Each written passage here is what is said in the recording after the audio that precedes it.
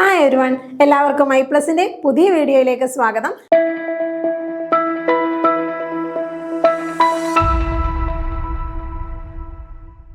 കേട്ടിട്ട് കാറ്റഗറി 3 സൈക്കോളജിയുമായി ബന്ധപ്പെട്ട കുറച്ച് ക്വസ്റ്റ്യൻസ് നമുക്ക് നോക്കാം. ഒന്നാമത്തെ ക്വസ്റ്റ്യനിലേക്ക് പോവാം. എന്താണ് first question? Thematic apperception test is an example for. Options നോക്കാം. Case study, cumulative record, projective technique, action research. ഇതിൽ തെമാറ്റിക് അപ്പർസെപ്ഷൻ ടെസ്റ്റ് എന്ന് പറയുന്നത് എന്തിനുള്ള എക്സാമ്പിൾ ആണെന്നാണ് ക്വസ്റ്റ്യൻ.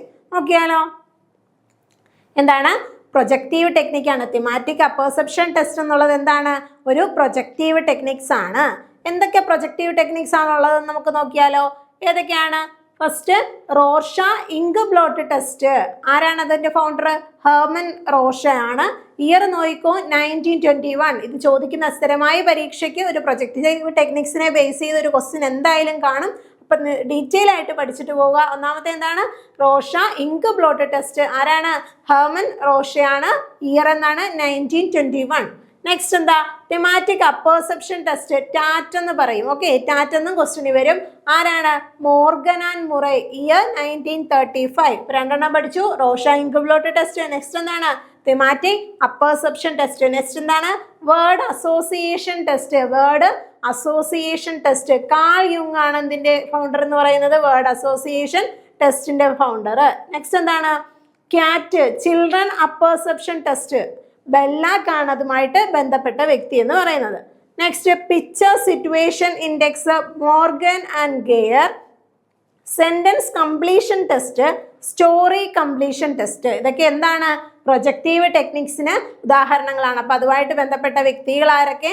ഇയറും കൂടെ നോക്കിയിട്ട് പോവുക. നെക്സ്റ്റ്, ഇനി ഹൈലൈറ്റ് ചെയ്തേക്കുന്ന ഒന്ന് നോക്കി പോവാം. പ്രോജക്റ്റ് മെത്തേഡ് എന്താണ്? സ്റ്റുഡൻറ് പോയിന്റ് ഓഫ് വ്യൂവിൽ പഠിപ്പിക്കുന്ന ഒരു മെത്തേഡാണ് ഏത്? Project method. അതുപോലെ ഫിലോസഫി ഓഫ് പ്രാഗ്മാറ്റിസം പഠിച്ചിട്ടില്ലേ? ഫിലോസഫി ഓഫ് പ്രാഗ്മാറ്റിസവുമായി ബന്ധപ്പെട്ട മെത്തേഡാണ് project method. Learning by doing, എന്ത് ചെയ്യുന്നു? പ്രവൃത്തിയിലൂടെ പഠിക്കുക, അല്ലെ? പ്രവൃത്തിയിലൂടെ പഠിക്കുക എന്നുള്ളതിന് പ്രാധാന്യം കൊടുക്കുന്നത്. Child centred education, student centred education, ഇതിനൊക്കെ പ്രാധാന്യം കൊടുക്കുന്ന ഒരു മെത്തേഡാണ് ഏതെന്ന് പറയുന്നത്? പ്രോജക്റ്റ് മെത്തേഡ് എന്ന് പറയുന്നത്. ഓക്കെ, ഇനി അതിന്റെ 2-3 ഡെഫിനിഷൻസ് നോക്കാം. അത് കൃത്യമായിട്ട് നോക്കിക്കൊണ്ട് പോവുക. ഒന്നാമത്തെ ഏതാണ്? WH കിൽപാട്രിക് പറയുന്ന ഒരു ഡെഫിനിഷനാണ്.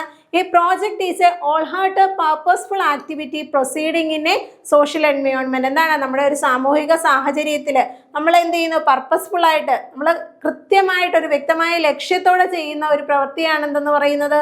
ഒരു പ്രോജക്റ്റ് എന്നാണ് ആര് പറഞ്ഞത്? WH കിൽപാട്രിക് പറഞ്ഞത്. നെക്സ്റ്റ് എന്താണ്? ബെല്ലാർഡ് പറഞ്ഞത് എന്താണ്? A project is a bit of real life that has been imparted into school. നമ്മുടെ ജീവിതം റിയൽ ലൈഫിൽ നടക്കുന്ന കാര്യങ്ങൾ, ഓക്കെ, അതെന്ത് ചെയ്യുന്നു? സ്കൂളിൽ വെച്ച് തന്നെ ചെയ്ത് പഠിക്കുന്ന ഒരു രീതിയാണ് ഏതെന്ന് പറയുന്നത്? പ്രോജക്റ്റ് മെത്തേഡ് എന്ന് ആര് പറഞ്ഞു? ബെല്ലാർഡ് പറഞ്ഞു. ഇനി എന്താണ്? തോമസ് ആൻഡ് ലോങ് പറഞ്ഞ എന്താണ്? It is A voluntary undertaking which involves constructive effort or thought and evaluates into objective results. എന്ത് ചെയ്യുന്നു? നമ്മളൊരു വോളണ്ടറി സ്വമേധയാ ചെയ്യുന്നതാണ്. ഇൻവോൾവ്സ് ഒരു നമ്മൾ എഫേർട്ട്, നമ്മൾ സ്വന്തമായിട്ട് എന്ത് ചെയ്യുന്നു? അതിന് എഫേർട്ട് കൊടുക്കുന്നു. നമ്മുടെ എല്ലാ ചിന്തകളും ഉപയോഗിച്ച് ഒരു വ്യക്തമായ ഒരു റിസൾട്ട് കിട്ടാൻ വേണ്ടിയല്ലേ ചെയ്യുന്നത്? ആ ഒരു വ്യക്തമായ ലക്ഷ്യത്തിൽ എത്തിച്ചേരുന്ന ഒന്നാണ് ഏതെന്ന് പറയുന്നത്? പ്രോജക്റ്റ് എന്ന് പറയുന്നത്, പ്രൊജക്റ്റ് മെത്തേഡ് എന്ന് പറയുന്നത്. ഓക്കെ, അപ്പൊ ഈ ഡെഫിനിഷൻസ് കൃത്യമായിട്ട് നോക്കിയിട്ട് പോവുക. ഓക്കെ, ഇനി അതിൻ്റെ സ്റ്റെപ്സ് എല്ലാവരും പ്രോജക്റ്റ് ചെയ്തിട്ടുള്ളതാണ്. സ്റ്റെപ്സ് പറയേണ്ട ആവശ്യമില്ല. എന്താണ്? Creating A situation, selection of A problem, plan ചെയ്യുന്നു, എക്സിക്യൂട്ട് ചെയ്യുന്നു, ഇവാലുവേറ്റ് ചെയ്യുന്നു, അതുപോലെ റിപ്പോർട്ടിംഗ് ആൻഡ് റെക്കോർഡിംഗ്. ഇതൊക്കെയാണ് ഒരു പ്രൊജക്റ്റിന്റെ സ്റ്റെപ്സ് എന്ന് പറയുന്നത്. ഓക്കെ, പ്രോജക്റ്റ് മെത്തേഡിനെ പറ്റി ഏകദേശം ഒരു ധാരണ എല്ലാവർക്കും കിട്ടിയില്ലേ? ഞാൻ അടുത്ത ക്വസ്റ്റ്യൻ നോക്കാം. നോക്കിയേ, A designer groups similar icons together on A web page which Gestalt principle is being applied. എന്താണ് പറഞ്ഞത്? ഒരു ഡിസൈനർ എന്ത് ചെയ്യുന്നു? ഒരു സിമിലർ ഐക്കൺസിനെ ഒരുമിച്ച് എന്ത് ചെയ്യുന്നു? ഗ്രൂപ്പ് ചെയ്യുന്നു. അത് ഏത് ജസ്റ്റാൾട്ടിന്റെ ഏത് പ്രിൻസിപ്പിളുമായി ബന്ധപ്പെട്ടതാണെന്നാണ് ക്വസ്റ്റ്യൻ. എന്താണ് ജസ്റ്റാൾട്ട് സൈക്കോളജി പറയുന്നത്? എന്തെങ്കിലും ഒരു പ്രവൃത്തി അല്ലെങ്കിൽ എന്തെങ്കിലും ഒരു സംഭവത്തെ എടുക്കുകയാണെങ്കിൽ എന്താണ്? അതിനെ ഓരോ ഭാഗങ്ങളായിട്ട് നോക്കുന്നതിന് പകരം അതിന്റെ സമഗ്ര രൂപത്തിന് പ്രാധാന്യം കൊടുക്കുന്നതാണ് എന്തെന്ന് പറയുന്നത്? ജസ്റ്റാൾട്ട് സൈക്കോളജി, അല്ലേ? ദ ഓൾ എന്നൊരു ടേമാണ് ജസ്റ്റാൾട്ട് സൈക്കോളജിയുമായിട്ട് ബന്ധപ്പെട്ടത്. എന്താണ്? ദ ഹോൾ, സമഗ്രതാ രൂപത്തിന് പ്രാധാന്യം കൊടുക്കുന്നതാണ് ജസ്റ്റാൾട്ട് സൈക്കോളജി. ആരൊക്കെയായിരുന്നു അതുമായിട്ട് ബന്ധപ്പെട്ടത്? ആരൊക്കെയായിരുന്നു? മാക്സ് ബർത്തീമർ, കോളർ, കോഫ്ക അല്ലേ? ഇവരൊക്കെ എന്തുമായിട്ട് ബന്ധപ്പെട്ടതാണ്? ജസ്റ്റാൾട്ട് സൈക്കോളജിയുമായി ബന്ധപ്പെട്ടതാണ്. ഇനി ആ ജസ്റ്റാൾട്ട് സൈക്കോളജിയുടെ പ്രിൻസിപ്പിൾസ് എന്തൊക്കെയാണെന്ന് നോക്കിയാലോ. എന്തൊക്കെയാണ് ഓപ്ഷനിൽ തന്നെ ഉണ്ട്. നമുക്ക് ഇതുമായിട്ട് ബന്ധപ്പെട്ട് പിന്നെ ഡീറ്റെയിൽ ആയിട്ട് നോക്കാം. ഏതൊക്കെയാണ്? Proximity, similarity, continuity, closure. ഇതൊക്കെ എന്തിനായിട്ട് ബന്ധപ്പെട്ടതാണ്? ജസ്റ്റാൾട്ട് പ്രിൻസിപ്പിളുമായിട്ട് ബന്ധപ്പെട്ടതാണ്. ഇവിടെ ഇതുമായി എന്താണ്? Design A group similar icons together on A web page. അതിന് ഉത്തരമായിട്ട് വരുന്ന ഏതെന്ന് നോക്കാം. ഏതാണ്? ലോ ഓഫ് സിമിലാരിറ്റി ആണ്. എന്താണ്? സാമ്യതാ നിയമം, ലോ ഓഫ് സിമിലാരിറ്റി. ഇത് കണ്ടോ, ജസ്റ്റാൾട്ട് സൈക്കോളജിയിൽ ആ ഒരു ജസ്റ്റാൾട്ട് എന്ന ടേമിൽ തന്നെ സൈക്കോളജിസ്റ്റ് അത് പറയുന്നുണ്ട്. ഏതൊക്കെ പ്രിൻസിപ്പിളാണ്? ക്ലോഷർ, കണ്ടിന്യൂവേഷൻ, സിമിലാരിറ്റി, പിന്നെന്താണ്? പ്രോക്സിമിറ്റി, സിമ്മട്രി, സിമിലാരിറ്റി എല്ലാം എന്ത് പറയുന്നുണ്ട്? ആ ഒരു ടേമിൽ തന്നെ അവർ പറയുന്നുണ്ട്. ഇവിടെ എന്താണ് സിമിലാരിറ്റി? എന്താണ് സിമിലാരിറ്റി? സാമ്യതാ നിയമം. നോക്കിയാലോ. ലോ ഓഫ് സിമിലാരിറ്റി എന്താ പറയുന്നത്? ഇത് കണ്ടോ, നമുക്ക് ആ പിക്ചറിൽ നിന്ന് തന്നെ പറഞ്ഞു പോകാം. എന്താണ്? കുറച്ച് റെഡ് ഡോട്ട്സ് കൊടുത്തിട്ടുണ്ട്, പിന്നെന്താണ്? കുറച്ച് ഗ്രീൻ ഡോട്ട്സ് കൊടുത്തിട്ടുണ്ട്. ജസ്റ്റാൾട്ട് സൈക്കോളജി പറയുന്നത് എന്താണ്? നമ്മളൊരു ചിത്രം കണ്ടു കഴിഞ്ഞാൽ അതിനെ ഡീറ്റെയിൽ ആയിട്ട് നോക്കാതെ നമ്മുടെ മനസ്സ് അല്ലെങ്കിൽ നമ്മുടെ മനുഷ്യന്റെ മസ്തിഷ്കം എന്താണ് തിരിച്ചറിയുന്നത്? അതിൻ്റെ സമഗ്രതാ രൂപമാണ് തിരിച്ചറിയുന്നത്. ഇതെല്ലാം സിമിലർ ആയിട്ടുള്ള കാര്യങ്ങളല്ലേ? അതാണ് നമ്മുടെ മനസ്സ് ആദ്യം തിരിച്ചറിയുന്നത്. നോക്കിയേ, this law states that elements of a stimulus configuration will be grouped together perceptually if they are similar to each other. നമ്മുടെ മനസ്സ് എന്ത് ചെയ്യുന്നു?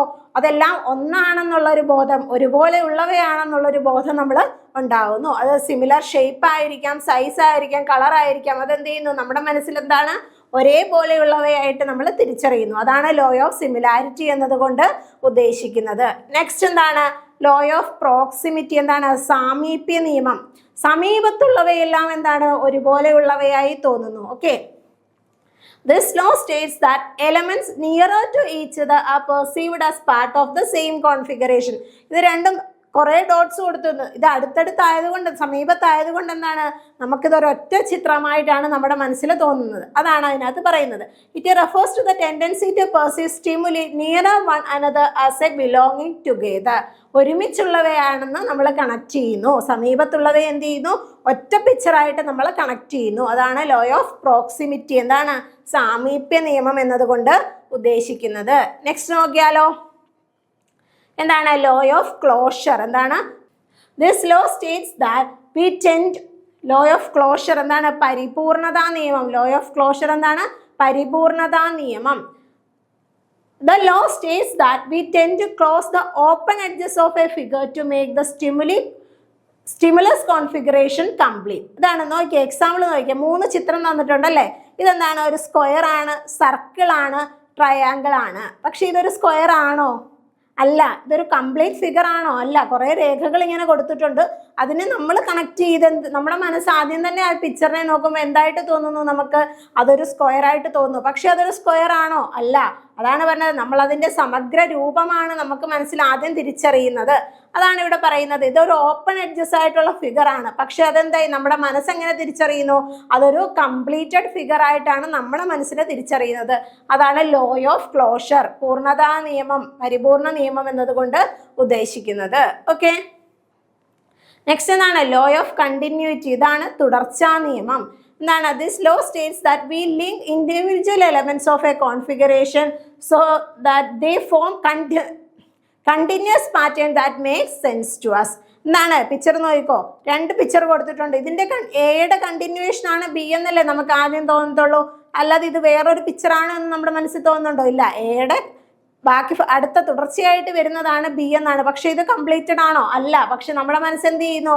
എയുടെ തുടർച്ചയാണ് ബി എന്ന ഒരു സമഗ്ര രൂപത്തിലേക്ക് നമ്മൾ എത്തുന്നു. ഈ പിക്ചർ നോക്കിക്കേ. ഇതൊരു സ്പൈറൽ സർക്കിൾ ആണോ? നമുക്ക് ഒറ്റയടിക്ക് നോക്കുമ്പോൾ എന്ത് തോന്നുന്നു? അതൊരു കണ്ടിന്യൂസ് ആയിട്ടുള്ള ഒരു പിക്ചർ ആണെന്ന് തോന്നുന്നു. പക്ഷെ അത് ഡീറ്റെയിൽ ആയിട്ട് നോക്കിയേ. അത് ഓരോരോ വൃത്തങ്ങൾ ഇങ്ങനെ കണക്ട് ചെയ്തിരിക്കുകയാണല്ലേ. അത് കണ്ടിന്യൂസ് ആയിട്ട് പോകുന്ന അല്ലെങ്കിൽ ഒരു സ്പൈറൽ സർക്കിൾ അല്ല. ഓക്കെ, പക്ഷെ നമ്മുടെ മനസ്സിൽ എന്ത് ചെയ്യുന്നു? അതിൻ്റെ ഒരു സമഗ്ര രൂപമാണ് നമ്മൾ തിരിച്ചറിയുന്നത്. അതാണ് ലോ ഓഫ് കണ്ടിന്യൂറ്റി എന്നതുകൊണ്ട് ഉദ്ദേശിക്കുന്നത്. ഇനി എന്താണ്? ലോ ഓഫ് സിമ്മട്രി അല്ലെങ്കിൽ ഫിഗർ ഗ്രൗണ്ട് റിലേഷൻഷിപ്പ്. എന്താണ്? Symmetrical images R perceived collectively even in spite of distance. അതായത് അതിൻ്റെ ഒരു പശ്ചാത്തലം നോക്കി നമ്മൾ അതിനെ അനലൈസ് ചെയ്യുന്നതാണ് എന്തെന്ന് പറയുന്നത് ലോ ഓഫ് സിമ്മട്രി എന്നതുകൊണ്ട് ഉദ്ദേശിക്കുന്നത്. ഇവിടെ ഒരു ചിത്രം നോക്കിക്കേ, ഒരു വെളുത്ത പശ്ചാത്തലത്തിൽ രണ്ട് കറുത്ത മുഖങ്ങളുടെ ചിത്രങ്ങളാണ് കൊടുത്തിരിക്കുന്നത് അല്ലേ. പശ്ചാത്തലത്തെ ബേസ് ചെയ്ത് വെളുത്ത പശ്ചാത്തലമായതുകൊണ്ട് നമുക്ക് എന്ത് ചെയ്യുന്നു, രണ്ട് കറുത്ത മുഖങ്ങൾ അല്ലേ, രണ്ട് മുഖങ്ങൾ, കറുത്ത മുഖങ്ങൾ ഇങ്ങനെ നോക്കുന്നതായിട്ട് നമുക്ക് തോന്നുന്നു. അത് ഇനി അതിനെ മാറ്റി നിർത്തിയിട്ടൊരു കറുത്ത പശ്ചാത്തലമാണ് നമ്മൾ ചിന്തിക്കുന്നതെങ്കിലോ, രണ്ട് കറുത്ത പശ്ചാത്തലമാണ് ചിന്തിക്കുന്നതെങ്കിൽ ഇതിനെ നടുക്കൊരു ഫ്ലവർ വേസ് പോലെ ഒരു രൂപം നമുക്ക് തോന്നില്ലേ. അതായത് പശ്ചാത്തലത്തെ ബേസ് ചെയ്ത് എന്ത് ചെയ്യുന്നു, രൂപങ്ങൾ മാറുന്നു, നമ്മുടെ മനസ്സിലൊരു രൂപം ക്രിയേറ്റ് ചെയ്യുന്നു എന്നുള്ളതാണ്. വെളുത്ത പശ്ചാത്തലത്തിൽ അത് രണ്ട് മുഖങ്ങളായിട്ടും കറുത്ത പശ്ചാത്തലത്തിലാണെങ്കിൽ അതെന്താണ്, ഒരു ഫ്ലവർ വേസ് ആയിട്ടും നമുക്ക് തോന്നുന്നു. അതാണ് ലോ ഓഫ് സിമ്മട്രി, രൂപ പശ്ചാത്തല നിയമം എന്നതുകൊണ്ട് ഉദ്ദേശിക്കുന്നത്. ഓക്കെ, അപ്പൊ ജസ്റ്റാൾട്ട് പ്രിൻസിപ്പിൾസ് ഏതൊക്കെയാണെന്ന് കിട്ടിയില്ലേ. നെക്സ്റ്റ് ക്വസ്റ്റ്യനിലോട്ട് പോവാം. Which of the following is correct about the process of learning according to socio constructivist theories. Socio constructivist തിയറിയുമായി ബന്ധപ്പെട്ട ക്വസ്റ്റ്യൻ ആണ്. കറക്റ്റ് ഏതാണെന്നാണ് ക്വസ്റ്റ്യൻ. ഓപ്ഷൻസ് നോക്കാം. Learning is an individualistic process that occurs in isolation. Learning occurs only in a classroom or formal educational setting. Learning is a passive process that occurs solely through observation. Next എന്താണ്, learning is A social process of meaning making. Okay, ഏതാണ് ഇവിടെ answer ആയിട്ട് വരുന്നത്? Socio constructivism എന്ന് പറയുമ്പോൾ തന്നെ നമുക്ക് എന്താണ്, learning is A social process of meaning making ആണല്ലേ. സൊസൈറ്റിയുമായി ബന്ധപ്പെട്ട് നമ്മൾ എന്ത് ചെയ്യുന്നു, നോളജ് കൺസ്ട്രക്ട് ചെയ്യുന്നു, നമുക്ക് നോളജ് ലഭിക്കുന്നു എന്നുള്ളതാണ് സോഷ്യോ കൺസ്ട്രക്റ്റിവിസ്റ്റ്. ഇതൊക്കെ എന്താണ്, learning is an individualistic process ആണോ? അല്ല. സോഷ്യോ കൺസ്ട്രക്റ്റിവിസത്തിനകത്ത് ഇൻഡിവിജ്വലിസ്റ്റിക് ലേണിങ്ങിനെ പറ്റി പറയുന്നുണ്ടോ? ഇല്ല. പിന്നെന്താണ്, ലേണിംഗ് ഒക്കെ സോൺലി ഇൻ എ ക്ലാസ് റൂമിൽ നിന്ന് മാത്രം കിട്ടുന്നതെന്നാണെന്ന് പറയുന്നുണ്ടോ? ഇല്ല. പിന്നെന്താണ്, it is A passive process that occurs only through observation. ഒറ്റയ്ക്ക് നേടിയെടുക്കുന്നതാണോ? അല്ല. എന്താണ്, നമ്മൾ സൊസൈറ്റിയുമായി കണക്ട് ചെയ്ത് നേടിയെടുക്കുന്നതാണ്. നമ്മൾ സ്റ്റുഡൻസ് എന്ത് ചെയ്യുന്നു, സ്വന്തമായിട്ട് നോളജ് കൺസ്ട്രക്ട് ചെയ്യുന്നു. സോഷ്യോ കൺസ്ട്രക്റ്റിവിസ്റ്റ് മെത്തേഡുമായിട്ട് ബന്ധപ്പെട്ട് നമ്മൾ പഠിച്ചതാണ് എന്ത്, സോൺ ഓഫ് പ്രോക്സിമൽ ഡെവലപ്മെന്റ്. ആരാണ് ഇതുമായിട്ട് ബന്ധപ്പെട്ട വ്യക്തി എന്ന് പറയുന്നത്? ലീ വൈഗോട്സ്കി ആണല്ലേ. ലീ വൈഗോട്സ്കിയുമായി ബന്ധപ്പെട്ട ഒരു ഇമ്പോർട്ടന്റ് ടേം അല്ലെ, സോഷ്യോ കൺസ്ട്രക്റ്റിവിസ്റ്റ് തിയറിയുമായി ബന്ധപ്പെട്ട് ഒരു ഇമ്പോർട്ടന്റ് ടേം ആണ് ഏതെന്ന് പറയുന്നത് ZPD. എന്താണ്, സോൺ ഓഫ് പ്രോക്സിമൽ ഡെവലപ്മെന്റ്. എന്താണ് ഈ ട്രയാങ്കിൾ സൂചിപ്പിക്കുന്നത്? എന്താണ് ഈ ട്രയാങ്കിൾ? 3 ഭാഗങ്ങളായിട്ട് ഒരു ട്രയാങ്കിളിനെ തിരിച്ചിരിക്കുന്നു. എന്താ അതിനകത്ത് പറയുന്നത്? What the learner can do. ഒരു കുട്ടിക്ക് എന്ത് ചെയ്യാൻ പറ്റും? സ്വന്തമായി എന്ത് നേടിയെടുക്കാൻ പറ്റും? അതായത് സ്വന്തമായി നോളജ് കൺസ്ട്രക്ട് ചെയ്ത് പഠിക്കുന്നു. ഇതെന്താണ്? What the learner cannot do. ഒരു കുട്ടിക്ക് എന്ത് ചെയ്യാൻ പറ്റുന്നില്ല, അതാണ് പറയുന്നത്. ഇനി ഇടയ്ക്ക് വരുന്ന ആ ഭാഗം എന്താണ് പറയുന്നത്? അതാണ് ZPD. എന്താണ്? What the learner can do with the help. ഒരു കുട്ടിക്ക് സഹായം കിട്ടിക്കഴിഞ്ഞാൽ കുട്ടിക്ക് എന്തൊക്കെ ചെയ്യാൻ പറ്റും, അതാണ് ZPD കൊണ്ട് ഉദ്ദേശിക്കുന്നത്. അപ്പോൾ ZPDയിൽ അവിടെ ഒരു സഹായം കൊടുക്കുന്നത് ആരായിരിക്കണം? അതിനെന്തെന്ന് പഠിച്ചു? സ്കഫോൾഡർ എന്ന് പഠിച്ചു. എന്താണ്?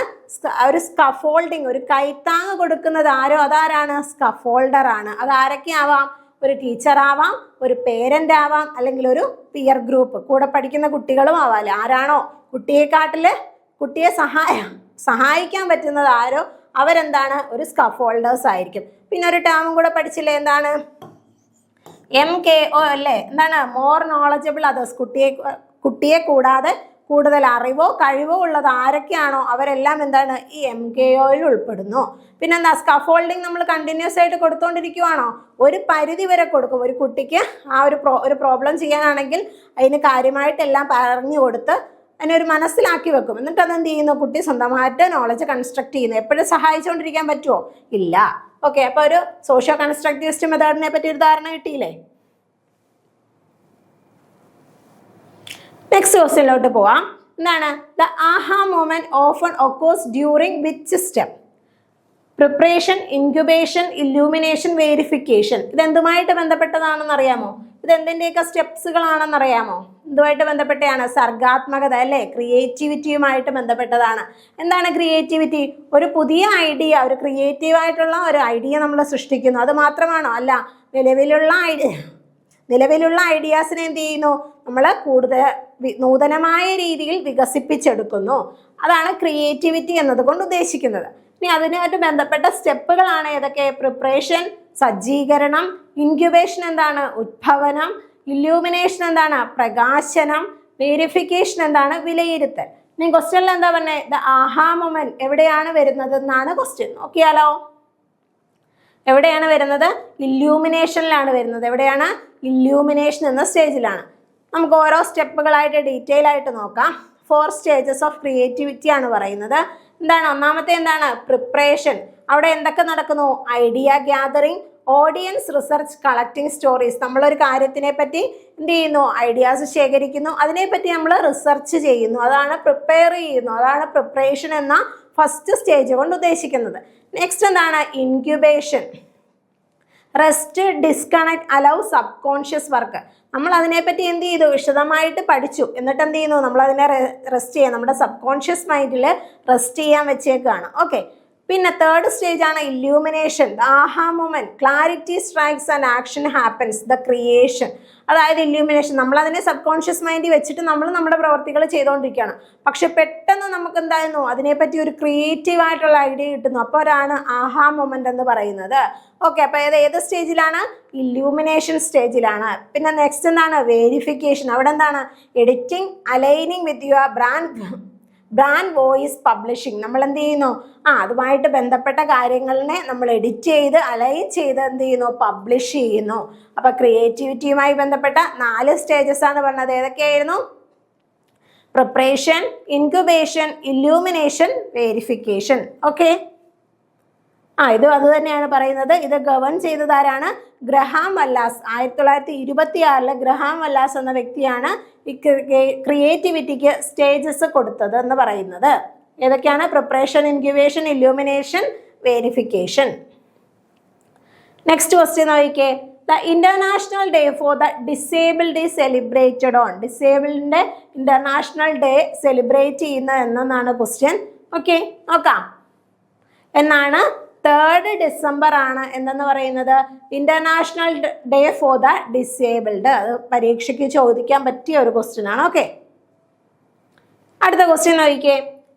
A teacher is strict in maintaining discipline in class in curricular and extracurricular activities, but there is always room for discussion, clarification of doubts, etc. What is the approach the teacher towards the students?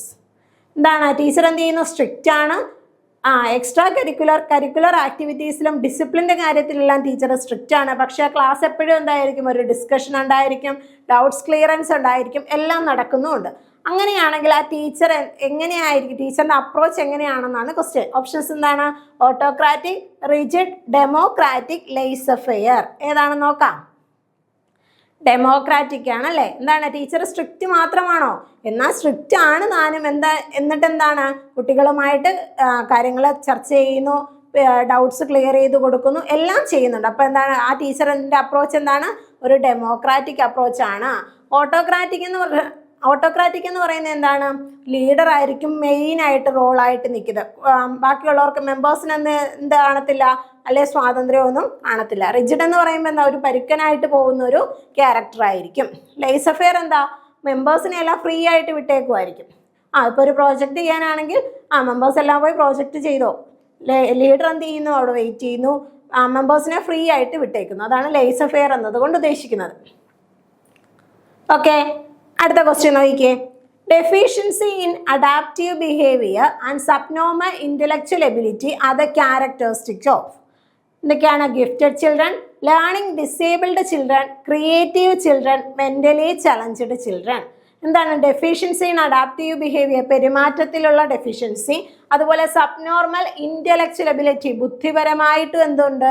Abnormality ഉള്ള ഒരു കുട്ടിയാണെന്ന് വെക്കുക. അപ്പം അത് ഏതുമായിട്ട് ബന്ധപ്പെട്ടതാണെന്നാണ് question.